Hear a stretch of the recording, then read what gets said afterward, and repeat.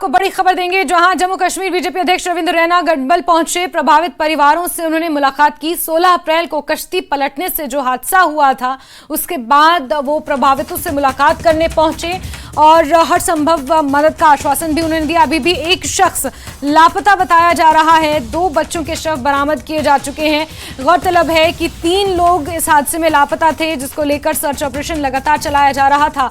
एक शख्स के अभी भी लापता होने की खबर है और इस बीच जम्मू कश्मीर प्रदेश अध्यक्ष रविंद्र रैना पहुंचे और प्रभावित परिवारों से उन्होंने मुलाकात की, बातचीत की। उसी मुलाकात की तस्वीरें भी सामने आई हैं। उन्होंने लोगों को हर संभव मदद मुहैया कराने का आश्वासन भी दिया। क्या कुछ कहा रविंद्र रैना ने, वो भी आपको सुनाएंगे।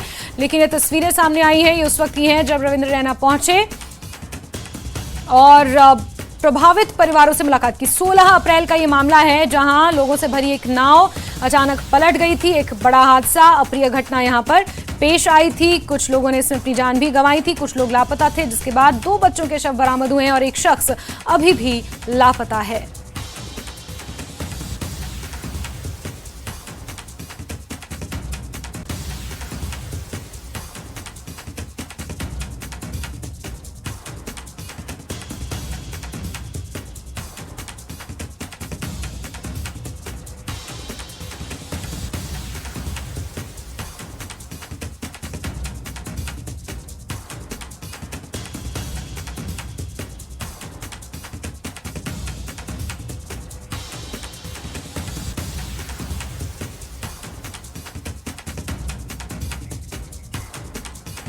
तो रविंद्र रैना पहुंचे गंडबल, जहां प्रभावित परिवारों से उन्होंने मुलाकात की है, उनसे बातचीत की, उन्हें ढांढस बंधाया है। एक शख्स का शव अभी भी बरामद नहीं हो पाया है। उन्हें ढूंढने के लिए अभी भी बड़े पैमाने पर सर्च ऑपरेशन चलाया जा रहा है। लोगों में नाराजगी भी उस इलाके के है, क्योंकि लंबे समय से, लगभग 1 दशक से यहां पर बनने वाले पुल का काम अधर में लटका हुआ है।